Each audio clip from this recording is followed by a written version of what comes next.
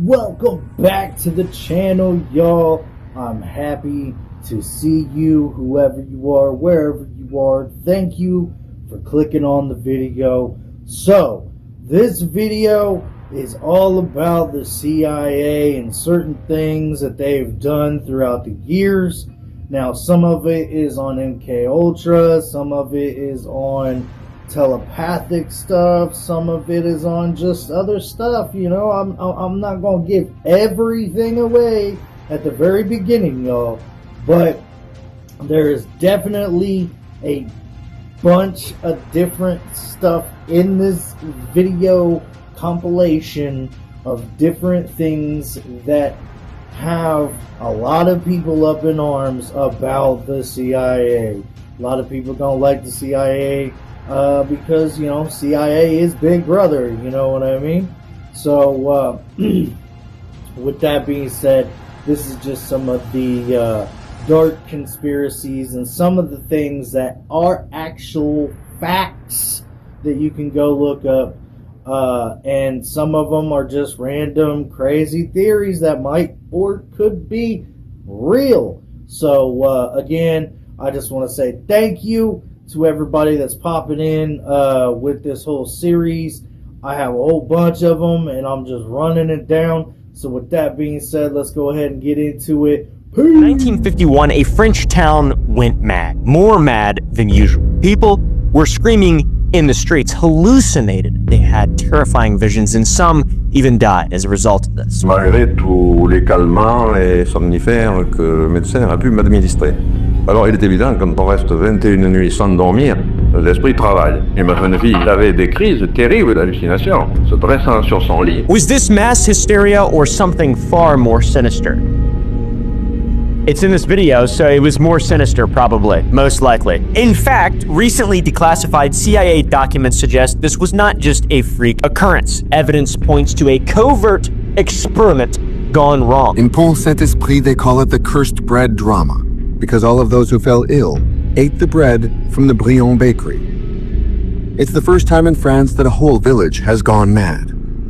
It made headlines in the press, who wondered, what could have caused this collective hallucination? An entire town was unknowingly dosed with The unexplained LSD. mass hysteria was blamed on the local baker's bread, said to be infected by a fungus called ergot, which if eaten, can cause frightening hallucinations. But not everyone believes accidental ergot poisoning was the cause of the outbreak of madness. I don't have any doubt whatsoever that what happened at Pont Saint-Esprit was an experiment conducted for specific military and intelligence purposes to benefit the United States government. Investigative journalist Hank Albarelli believes the CIA deliberately laced the bread dough with LSD, a chemical derived in the lab from ergot, to test the effects of the mind-altering drug. Aimed specifically at producing those results that were witnessed. But why were they doing it? Mind control, right? The final and crucial advantage of doing the experiment in Pont Saint-Esprit was that the town was just a day's travel from a Swiss pharmaceutical company called Sandoz. Sandoz invented LSD, and we now know that in the 1950s they were supplying it to the CIA. The closeness of the town to the Sandoz facility means people could be very quickly dispatched from Sandoz, the so-called experts, and steer any consideration or investigation away from man-made compounds. With the test site selected, the conspiracy claims that all the CIA needed to do was poison the inhabitants with LSD and observe the results. In August 1951, many people didn't understand what was happening to them. They had vision, hallucination. One young girl thought she was attacked by tigers. Another boy thought he was dead. Within a few days, 50 people had been sent to asylum. Too neat, too coincidental that Sandoz officials were the first and only independent investigators on site, and quickly on site, to me, smacks a cover-up. And for Albarelli, all his suspicions were confirmed beyond doubt when he discovered an internal CIA report that detailed a dinner one of their informants had had with a Sandoz official. If the conspiracy is true, then the informant put in writing what the CIA were trying to keep undercover. The Sandoz official had indulged a little bit too much wine and had gone off on sort of a rant and said that Pont Saint-Esprit was not a case of ergot poisoning. And then the important thing was, in the early days of the Cold War, the CIA ordered the creation of a secret program intended to find ways of mind control. They funded an army of psychiatric institutions across the United States and Canada to perform experiments on unsuspecting patients using psychedelic drugs, sensory deprivation, electroshock treatment, and more. The program was known by its codename, MK-Ultra. At the end of the Korean War, a number of freed American POWs came home seemingly brainwashed and espousing communist propaganda. American officials suspected that the soldiers had been subjected to what they thought were new communist mind control techniques. Alarmed by the situation, the newly formed CIA allocated $25 million for psychiatric experiments on human beings. It was the most secret program ever conducted by the CIA in the United States.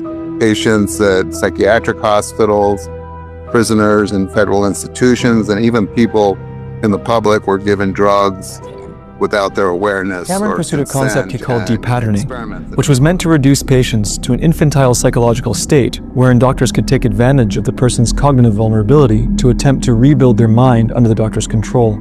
A popular method of choice to achieve this was called psychic driving. The day that my father was brought to the hospital, they immediately put him on insulin, to put him into like an insulin coma. They took clips from the interview with the shrink and put it on tape to run a loop under his pillow while he was put into this sleep treatment. He also was put in an insulin coma for 36 days with a recording beside him saying that your mother hates you over and over and over and over and over. That was beside my bed constantly, repeatedly 250,000 and 500,000 times. Another common method was the use of extreme Page-Russell electroshock therapy. Page-Russell shock treatment is approximately 40 to 75 times the strength of a normal shock treatment. So it's really designed to wipe out the memory. He received 54 high voltage shock treatments. One of the most well-known deaths caused by MK-Ultra was that of Frank Olson, who was secretly dosed with LSD and said, "I'm a plane," and jumped out of a Pennsylvania hotel to his death. I made the plane part up, but he did. He did. That's what happened to Frank Olson. Prior to his death, he had become increasingly disgruntled with the experiments of MK-Ultra and was believed by other members of the CIA to be a security threat. So he was drugged and murdered, it seems like. I don't really know, guys. There's a lot of questions about it. He jumped out of that all-ass building. Terrible. It's sad, but also, you know, CIA, there's going to be casualties for world peace or whatever they say, whatever the propaganda is nowadays, and back then, and now, and before, and for all time, History is written by the victors, and we happen to be on one hell. And during those hearings, the CIA finally admitted that this program existed. They admitted that it was probably not the right thing to do, but they feigned innocence. Despite the congressional hearings and marginal interest in the subject in popular culture, most MKUltra survivors suffered in silence, taking their trauma with them to the grave. Today, having received no formal apology or compensation, the children of some survivors are pursuing a class action lawsuit against the institutions they deem responsible. You know, the CIA knew that it was breaking, you know, every moral, ethical, and legal law in the books to do these experiments. They all were behind it. They all knew what they were doing, but they weren't doing it out of care or love. They were doing it out of military and political reasons. I am on medication now because of what happened to me when I was 16. I have not had any compensation or apology. I want everyone to know in Canada Telepathic what clairvoyance, went on. a form of parapsychology that would become known by the more popular term remote viewing by Harold Puthoff and Russell Targ, scientists at Stanford Research Institute who have published numerous books on psychic abilities. Remote viewing is defined as an experience either spontaneous or induced in which one's center of consciousness seems to be in a spatial location separate from one's We made it to 10 minutes, and I just wanted to scare you. Hopefully you're having fun. Man, this is some crazy stuff, you know what I'm saying? But I'm just going to leave it at that and let you get back to it. Peace. It's really interesting. It's really interesting. No, I never met him before. This is the only information that Joe gets. It's something to concentrate on. Okay. First impression that I'm getting is of a... Burbank, California, and also ex-police commissioner, became one of the most successful remote viewers of all time. With one example being when he precisely described an area, building, interiors, equipment, names on desks, as well as dozens of labels from file folders that were locked within a file cabinet 135 miles away. How the f is that even possible? He was right. Exactly right. That's scary. It's highlighted on the page right there. Price was also tasked with doing real intelligence gathering at a Soviet research and development facility. Obviously, that was the whole point of all this shit. The facility had a tall crane and 4 oil derricks, which Price was instructed to focus on the coordinates of these structures, and he also possessed a map marked with the facility's locations in front of him, so he had some information. The next day, when Price returned with the results of his viewing, he'd drawn a damned big crane, but never mentioned the oil derricks. And when asked why he didn't mention the derricks at all, he said it was because they were no longer there. And get this, in the 3 months since the intelligence used for the viewing had been taken, 2 of the 4 oil derricks had been partially deconstructed, which was shown Kulagina was able to move objects weighing up to 1 pound using the raw power of only her mind. On March 10, 1970, Soviet researchers decided to put Kulagina to the test. She would attempt to alter the heartbeat of a frog, simultaneously monitoring Kulagina and the frog's heart. They found that the powerful psychic could actually speed living tissue. And then, a disturbing demonstration of her abilities, Kulagina successfully commanded the heart to stop beating. An impressive feat that no doubt drew the interest of the agents in the KGB. Ironically, it was a heart attack brought on by continuous mental strain that forced her into retirement. But the Soviets soon found her successor, an heir worthy of Kulagina's psychic crown, Alla Vinogradova, a telekinetic medium, who proved herself to be Kulagina's equal in every way. With Kulagina's retirement, Vinogradova became the focus of the KGB interest in telekinesis. In these films, smuggled out of the Soviet Union by Western researchers, Vinogradova demonstrated her remarkable telekinetic abilities. With a wave of her hand, the target object is compelled to move, guided by an invisible force. The object changes direction several times, totally responsive to her will. Researchers working with Vinogradova claimed to feel the electrostatic energy field left near the object after she had moved it. Flashlight bulbs placed near the test site would light up. Even in close-up, it's hard to see how she's making the box shift across the table, but it certainly is moving. Dr. Rishkov and his team built an airtight glass box for the experiments. This was to prevent any possibility of her using magnets, or an electrostatic charge, or even blowing objects with her breath. Again, the results were startling. And she even started to move things while we were still eating. Wie wir noch sozusagen beim Abendessen waren. Kyle filmed Kulagina at work in her own home. How did she do it? Paranormal strength, the CIA or just once wanted to use dolphins to sink enemy ships, a project called Oxygas that started around 1965. Clandestine operations revolved around dolphins through Project Oxygas to see whether or not dolphins would be able to do things, for instance, such as retrieval and emplacement for certain objects. Documents show that the agency kicked off Oxygas using at least 2 captured wild dolphins. The program envisioned training the dolphins to quietly infiltrate enemy bays and harbors, attaching explosive devices to the hulls of enemy ships, and then slipping back to a waiting boat. So the CIA documents never mention specific kinds of explosive devices, but the agency probably planned on using conventional devices like the limpet mines human divers relied on during World War II. It's also within the realm of possibility that the CIA had nuclear weapons in mind. Nukes had grown smaller and lighter in the 19 years since the 10,000-pound Fat Man bomb dropped on Hiroshima. Have you heard of Project Oxygas? The CIA's aquatic assassins.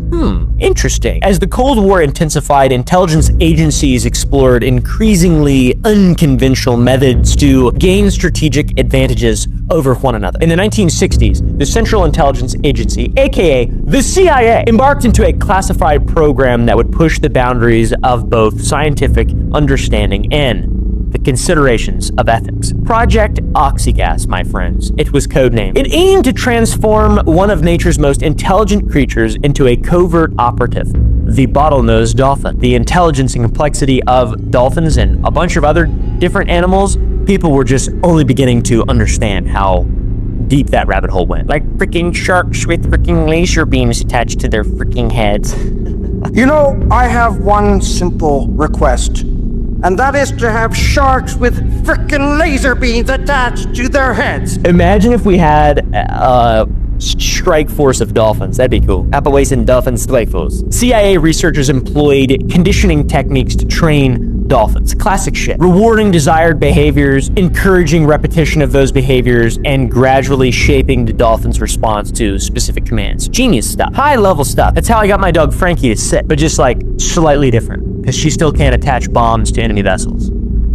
Yet. I can't believe how much money was spent on this, by the way, and how many resources went to getting dolphins to perform complex tasks for human hands. It's crazy. What's wild is that in general, the concept of using a dolphin as a delivery system for some kind of weapons package over a large open sea distance was considered feasible by the CIA. All right? It makes sense, I guess. They're problem-solving creatures, they're very agile, and they're part of nature. So, you got a damn Russian sub, and they see a dolphin swimming up to them, they're like, oh, that's cute. They're looking up a little porthole. I assume there's portholes on submarines. I don't know, though. Probably not. They seem scary and dingy. They look out the porthole, they see a dolphin, he's like... and he's got a bomb on it. He's got a little bomb, and he just sticks the bomb on the porthole. And then he goes... And that's how the Cold War started. Plus, dolphins can use echolocation, which is really dope, and they can potentially find things like stashed packages on the seafloor. They're amazing aggravating assets. Dolphins are really good at finding things in shallow water. They own the shallow water environment. The trainer of one of the dolphins, Margaret Lovatt, would jerk off the only male dolphin to, quote, cure its sexual urges during training, which is kind of weird. And unfortunately, when the project ended, Peter, the dolphin that she was working with, killed himself. The project had its origins in some genuinely groundbreaking science, being the brainchild of a rising star in the field of psychoanalysis and neuroscience by the name of Dr. John Lilly. Lilly was one of the first scientists to put serious effort into understanding animal intelligence. His early work largely concerned cats and dogs, but it soon became clear that if he wanted to find true intelligence in the animal kingdom, he was going to have to study creatures with brains as large and complex as our own. The bottlenose dolphin proved the perfect choice. Not only do they do well in captivity, their brains are actually bigger than a human's by about 30%, and their brain to body weight ratio, while smaller than ours, is larger than a chimpanzee's and similar to that of our human ancestors from around 2 million years ago. That's an eye-opening stat, and it led John Lilly to suspect that dolphins might not just be intelligent for animals, but intelligent full stop, with cognitive abilities approaching our own. So, in the late 1950s, he set out to prove it, and it was during a pioneering study into dolphin intelligence that Lilly made a startling discovery. Or, to be more specific, his wife did. She'd been hanging out by one of the dolphin pools discussing some test results with another researcher when one of the dolphins nearby appeared to be mimicking the sounds of their voices. It was almost as though it wanted to join in the conversation. Lilly was already convinced dolphins were extremely intelligent, and as far as he was concerned, the fact that his own test subjects were trying to talk to him was his strongest proof yet. Excited about the implications, he switched the focus of his research from studying animal intelligence generally to the more radical goal of directly communicating with dolphins. The idea that we might be able to have an actual conversation with another species was so groundbreaking, it was picked up by mainstream media. Lilly made TV and radio appearances, and in 1961, he published his research so far in a book called Man and Dolphin. But this was much more than just a recap of his experiments. It included Lily's speculative visions for a future in which fluent English-speaking dolphins might one day have a seat at the United Nations. Now that might sound pretty mental. It is pretty mental. But Lily's book got quite a lot of really important people reading, which were likely to remain firmly in the realm of science fiction rather than science future. They recommended that Lily turn his attention to better understanding how dolphins communicate with one another. The astrophysicist had some pretty good ideas on how to do it too. For example, Drake had come up with a clever experiment to test whether dolphins could communicate complex ideas to one another through their language alone. It worked by separating two dolphins so that they could hear each other but not see each other. One dolphin would be shown how to obtain food by following a seemingly random set of instructions. If the second dolphin suddenly started following the same procedure, despite having never been shown it by his handlers, it would demonstrate advanced communication capabilities. But that wasn't enough for Lily. Proving dolphins had language of their own would be interesting, but opening up a genuine line of communication with a non-human species would cement his place in history. And so Margaret's lessons with Peter continued. But they weren't without their issues. As a young male dolphin in the process of reaching sexual maturity, Peter had certain needs. And it turns out, horny dolphins find it almost impossible to concentrate on their lessons. Something I'm sure every schoolboy can relate to. By this point in the experiment, Peter had grown extremely attached to Margaret, and when he was feeling particularly fruity, he started to rub himself up against her legs, giving her what I suppose you'd have to call a good old wet humping. To begin with, Margaret solved this issue by giving Peter some time with. So to save time, Margaret decided to take matters into her own hands. And by matters, I mean Peter's penis. Whenever he grew distracted, she would manually stimulate him to orgasm, at which point they could then continue their lesson. Despite the focused flat-share tutelage and regular hand shandies, Peter's progress had stalled. His ability to mimic Margaret's voice was better than ever, but he still wasn't able to form words, and he was nowhere near being able to use language to communicate his thoughts or ideas. Margaret, what started as an experiment to learn to communicate with a highly intelligent non-human creature, quickly devolved into an R-rated game of Simon Says, except with more hand service and drugs. And now we're at that part of the story. You see, at this point, John Lilly was under a lot of pressure. Unlike Peter, financial backers had started to pull out, and Gregory Bateson, who was already skeptical to begin with, was now starting to seriously wonder just how far they were willing to go for science. Like I said, the 60s were a different time, and around this time, a fun little thing known as lysergic acid diethylamide was quickly gaining traction as a potentially mind-altering, conscious-expanding substance. John Lilly would frequently participate in the consumption of a little slice of delight, which he would take while in the sensory deprivation tank. It's not like he was a stranger to such activity. John Lilly wrote his first book, Man and Dolphin, over the course of one weekend while off amphetamines. So when he hit a roadblock in his research, Lilly was desperate, and his Hail Mary, let's give dolphins LSD and see what happens. Margaret wasn't having any of that and demanded that he keep that nonsense away from Peter, but at the time Margaret was basically a 24-year-old intern and John C. Lilly was still the big-time scientist.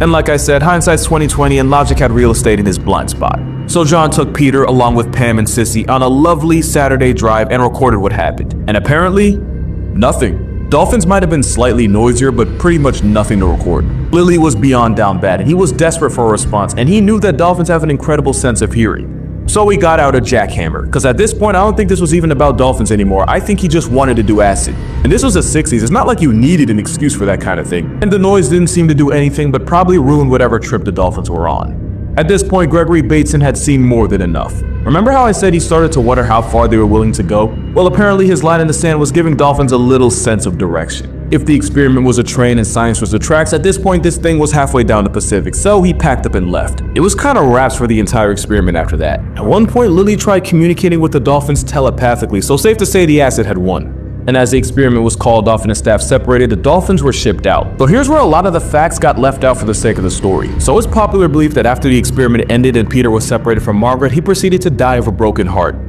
And from horny. Now part of that is probably true. Let's just put it this way. Peter had gotten used to getting a special job every day, and he went from that to being painfully unemployed. Forget unemployed, bro was in a recession. And there's the fact that Peter very likely caught feelings for this woman that he had been around 24/7. But here's the part people leave out. Peter was shipped out to a former bank building in Miami to live. His new home was a tight, cramped tank that he could barely turn around in with little, if any, natural light. Also, think of how bad public bathrooms smell, and then imagine an animal that uses the bathroom 5 times more than any human.